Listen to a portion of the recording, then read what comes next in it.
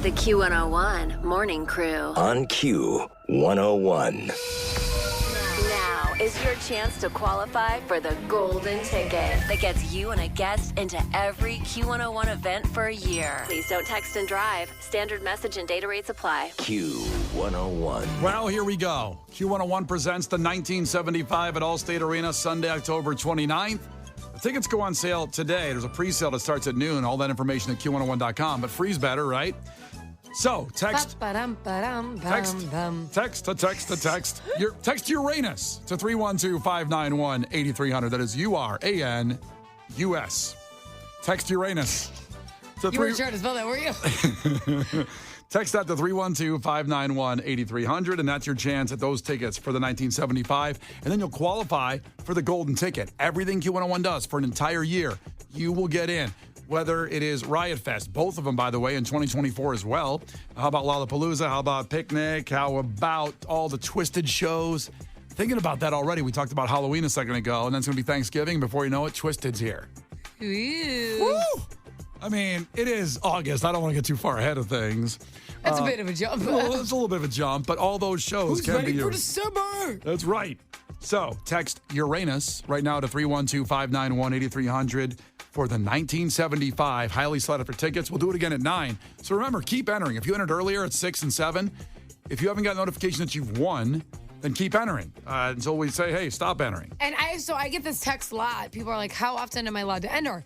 Once per keyword. Right. So, yeah, texting in Uranus 7 times, you know what I'm saying, doesn't make it something else. But it doesn't get you, like, 7 entries. However, every single hour is a new chance at a new entry with the new keyword. Yep, tapping that Uranus. You know what I'm saying? Mm-hmm. I do, actually. Okay. This time I do. Megan's texting in her Uranus. Hey, keep my wife's name out your mouth. I love Megan, though. I love Megan more than you love Megan. It's possible. I love her. Mm-hmm. Yeah, she does. She talks. Well, that's because you fight for everything that she wants. See, of course, I love her to death, the most ever. She taught me what love was. I didn't know what it was until I met her. I mean that to death. But because you've become like this kind of partner in crime with her through DMs, yeah, and I can't win anything anymore. Well, yeah, because she's right. If you were right about something, I'd help you out. Like you're ever going to side with me on I'm right on anything. Well, you should work on being right and then get back to me. I'm right. Listen, if you listen carefully, I'm right about everything. No. Like texting Uranus to 312-591-8300 right now. Uranus, right? So we're talking about Alec Baldwin now. New evidence suggests after all the forensic people went through the gun from that movie, Rust, where he tragically shot and killed a woman on that set, the director, a stunt woman director, that gun went off because he pulled the trigger. He denied he pulled the trigger. Said he didn't. Now, we played the audio of Alec Baldwin already saying that. I didn't pull the trigger. I would never pull a trigger of a gun. Never do that. I was taught that in the beginning. But you think he was a little bit elevated that day, like when he called his daughter, his 11-year-old daughter that time and yelled at her? That's the Alec Baldwin I know. Easily one of the best pieces of audio in the history of audio. I am going to get on a plane, and I'm going to come out there for the day, and I'm going to straighten your ass out when I see you. Do you understand me? I'm going to really make sure you get it. Then I'm going to get on a plane, I'm going to turn around, and I'm going to come home. So you better be ready Friday, the 20th, to meet with me. So I'm going to let you know just how I feel about what a rude little pig you really are. You are a rude, thoughtless little pig, okay? To replay this message. Who would replay that? Okay, here's the thing, though. Pigs are actually pretty sweet. Like, they're really a nice creature. There's no such thing as a rude little pig? They're like rude and thoughtless. They're so sweet. The Q101 Morning Crew. On Q101. It's Brian and Kenzie on Q101. Once again, text Uranus, URANUS, to 312-591-8300 for a chance at the 1975 at Allstate Arena. Q101 presents this show to you. And I kind of love it. You know, lately it feels like it's going to United Center. And Allstate Arena is, I guess, about 5,000 people smaller, as the old Rosemont Horizon, I like to call it there. And I kind of love it when I hear about a show at the Allstate Arena, just because I just had so many experiences there going back in the day when the shows were Rosemont Horizon. And I know they still do a lot of shows there. Love the Allstate, love the United Center. It just feels kind of cool. I haven't said it in a while. The All-State Arena. We got Måneskin, of course, playing there in a little while, too. But that show, to see the 1975 there is pretty cool. Yeah. More intimate. Well, there was a sports bar there, which I believe is gone now. Shoeless Joe's used to be right next door. I think that's gone. Yeah, that's gone. There's a Hooters right nearby. It's still there. I don't think you need to sell why you should go to. I think the whole poll is just to go see The that 1975? I don't think the Shoeless Joe's was like that's why people were attending the bands. Well, also you got my favorite outlet mall right there, in Rosemont. So that's a badass mall to go walk around in. Yeah, what you should do is you should take the time to go to the sugar factory after. They have a great sugar factory in that area. All the sugar factories are great, but that one's good too. There's an outlet sugar factory, or just there's one in the neighborhood? It's right near the outlets. You know, like that really pretty area with the ice skating rink in the middle? Yes. It's near the Chicago Dogs. Yeah. It's right in there. The baseball. Also, as we've said before, and I hope Shaq is listening, Shaq Diesel, Shaq's Big Chicken just opened up there, and it is legit. I'm not getting paid to say that. Me and Kay stopped out there on the way back from the Renaissance Fair, and looks just like the website. Those thick, humongous chicken sandwiches. Okay, enough about Rosemont and that.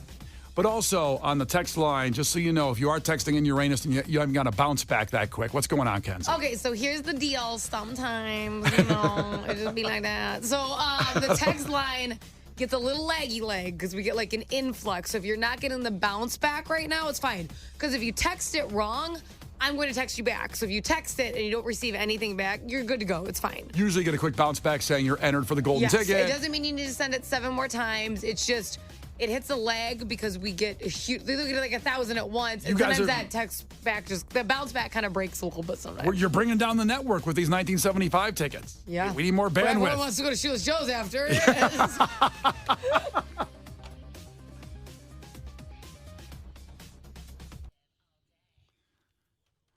Well, listen, it's Brian and Kenzie, and if you like Brian, me, part of the show, formerly Sludge, if you like that part of the show, you know all about me. I mean, you're hearing so many stories. I had the biggest on-brand Brian moment yesterday at the car dealership getting my car worked on that I think is going to bring you a little smile to your face. I think you're going to laugh at me pretty hard when I tell you when I was trying to buy a new car yesterday, or at least maybe trade in my old one for a newer. I have a 2019 Nissan Rogue. I'm going to go for another one possibly because they said good deals are going on. So when you hear me explain what happened here at the car dealership, I want to know if you guys can relate to what happened to me when you are negotiating for a car, okay? And I don't know if you negotiate like I do. I'm cheap as hell. So we know. We'll get that. That's part of my brand, and we'll get in that story when we come back here at 8:20. The Q101 Morning Crew. On Q101. The Q101 Morning Crew. On Q101. All right, if you missed the keyword this hour for tickets for the 1975 and your chance to qualify for the golden ticket, hang tight. Got a little story I want to tell you. At the end of the story, I'll give you that keyword again for the 1975. This will be some of the most sought-after tickets, certainly in the next 6 months of shows coming up here. So stay right here with Brian and Kenzie on Q101. I want to take you back to 24 hours ago, actually maybe even a little bit less than that, where I went to Berman Nissan is where I bought my 2019 Nissan Rogue, pre-owned. I call them used cars, but they call them pre-owned these days. You aware of that, Kenzie? You can't say anything these days. You're offending cars. Yeah. Yeah, pre-owned always sounds, well, it's a used car. Just say it's used. Oh, is that how the cars feel? Did you buy your car new or used? Or pre-owned, I should say. I lease it, but it was new, but I lease it. Okay. Yeah. So I love it. It's a 2019 Nissan Rogue. All my Rogue fam out there, I love that car. I love it so much. And I went to the dealership to get just oil change. Everything's fixed up there. And they sent an email saying, hey, you have a nice Nissan Rogue.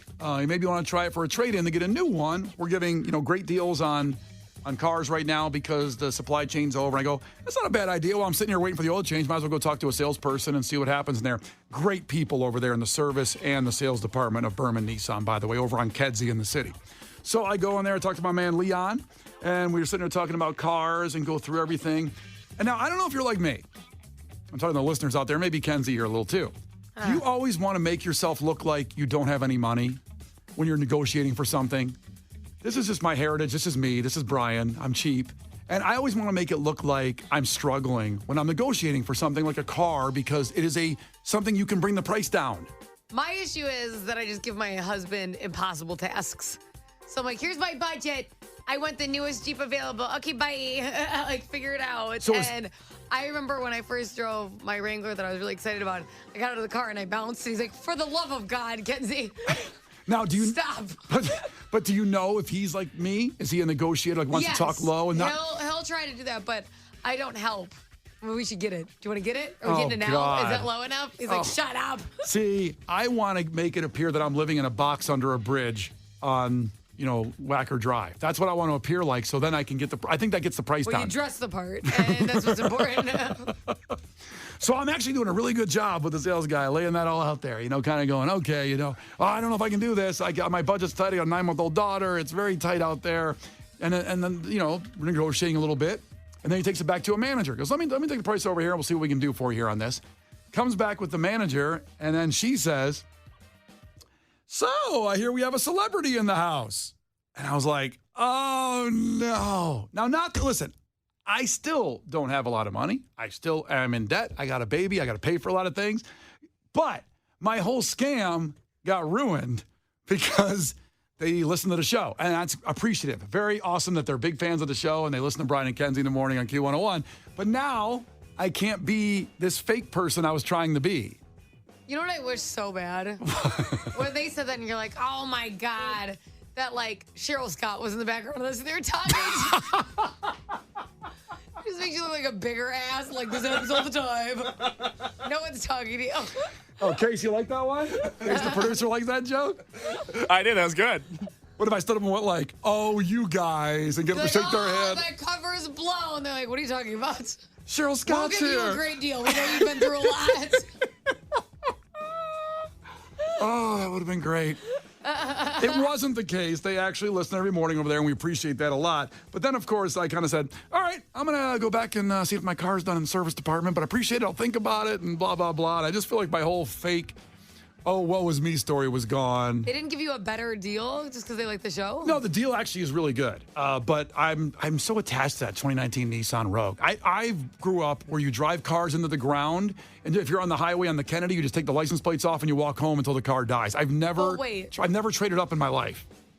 Ever. Except with Megan. But certainly. Yeah, But can I use a direct quote from you this morning? From me? Yes. I don't know what you're going to say, but why not? I came into work and Brian's like, I'm so bummed. The new Nissan Rogue was so badass, and no one's ever put that together. I'm telling you what. It's a nice car. It's a good family car. But I was like, this is bad ass. It was badass. It was not. I wanted the wheels look kick-ass, the new digital dashboard. It's a great car. No, don't qualify. You don't like the badassness of it.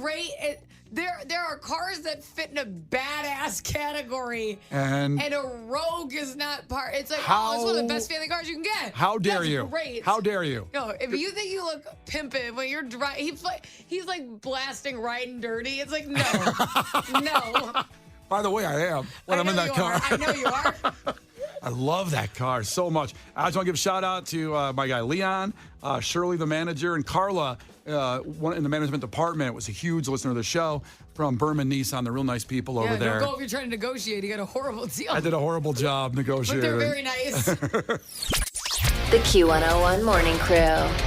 On Q101. It's Brian and Kenzie on Q101. It's our daily update on the Blind Side drama. So that movie, The Blind Side, we've talked about this for a couple days now, where Michael Orr, the actor, and I assume most listeners have everybody seen The Blind Side. It was that good a movie. It did like $300 million. The story of a kid in high school who was homeless, and his couple took him in, and he ended up not only thriving in high school, became a great college football player. His name's Michael Orr, played in the NFL for, I think, 10 years, maybe 12, made about $45 million. Homeless to $35 million. I think it was 35. 35 on his salary, but who knows what he made with his endorsements, and he's written books. So now flash forward like 15, 16, 17 years later, he's claiming that the movie was a lie. He was not adopted by them. They had to put a conservatorship on him like Britney Spears had, that he had no control, and they negotiated the movie for millions of dollars, and he got nothing. That's his claims. That's his claims. He actually then held him hostage only a few weeks ago, saying, if you don't give me $15 million, I'm going to go public. And they didn't. They didn't get held hostage. He just told them that. No, I mean, they weren't tied up. Okay, I know. He didn't call Alec Baldwin over. Calm down. What if that was the story? that he held him They're hostage. in his basement right now. Give me that money. And they didn't. Okay, so verbally, he put something through saying, give me $15 million or I'm going to go public. They didn't. And so he did this now. Now it's out there public. He's claiming he only found out about the conservatorship in February, even though it happened 15, 16, 17 years ago. I will say, I'm still split on this story because they were already so rich and stuff. I don't see the benefit for them on the come up with this. I think probably maybe both people made mistakes. Like, I think that they could have handled some stuff better, and then maybe he jumped to conclusions because of that. Is kind of the vibe I'm getting now, where it's like, this could have been personal family conversation. Like, oh, I didn't know you felt that way. Let me do, maybe that could have been worked out for this. Now, so much information. It's a lot of information. But with the conservatorship, listen, like Britney Spears, I think conservatorships, if this story would happen 10 years ago, people would have been like, oh, what is that? Because of Britney, people are like, conservatorship. But remember, Britney was like, they would show up at her house if she's out past curfew with like tracking devices on her.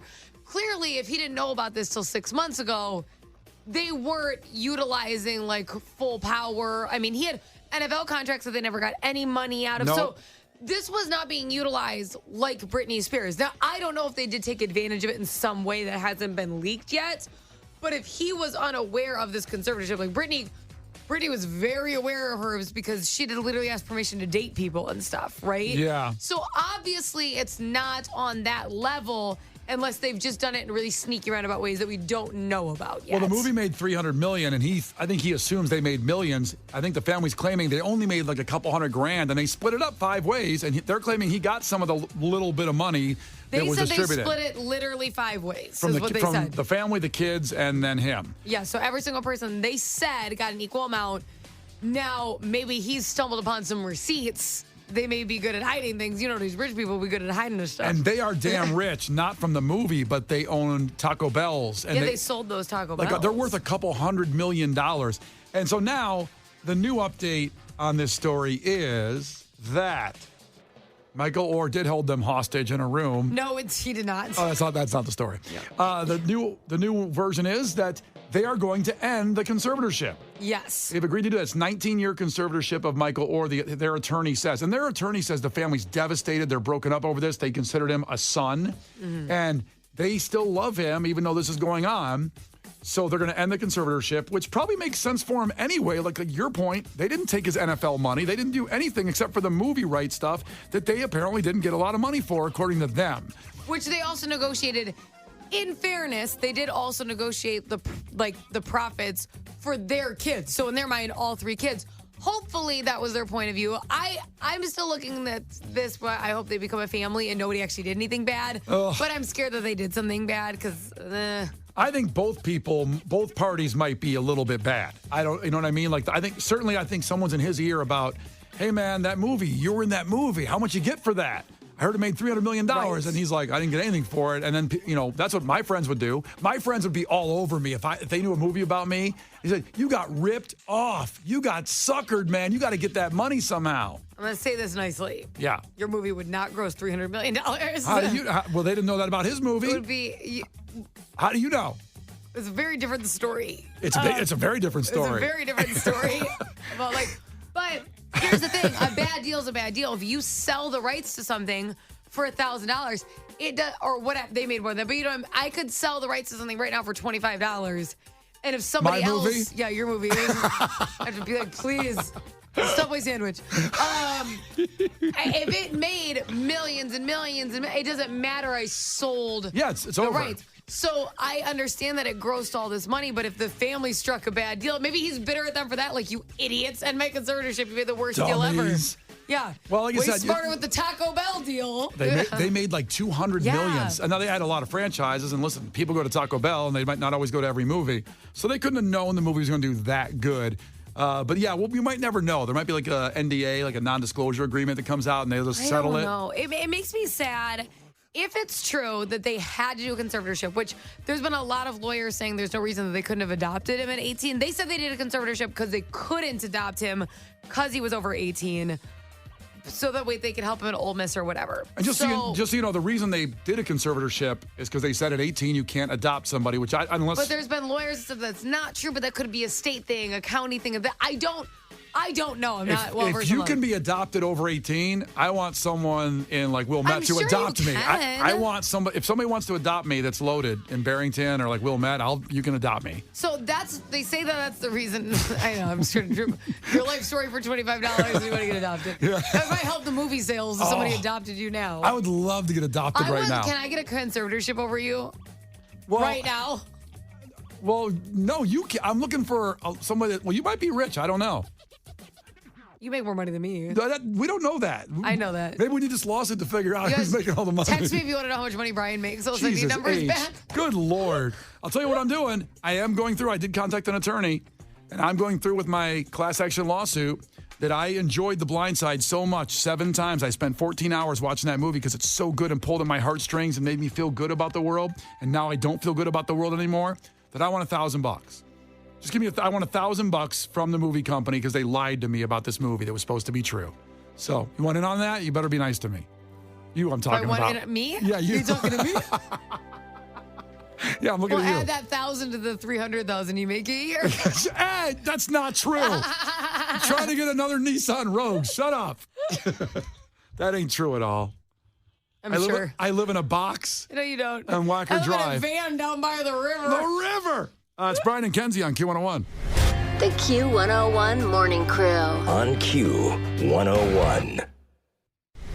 The Q101 Morning Crew. On Q101. So 8 minutes away from another opportunity of tickets for the 1975, the golden ticket. But first, Gil Curtis comes in with your headlines. This is not headline news.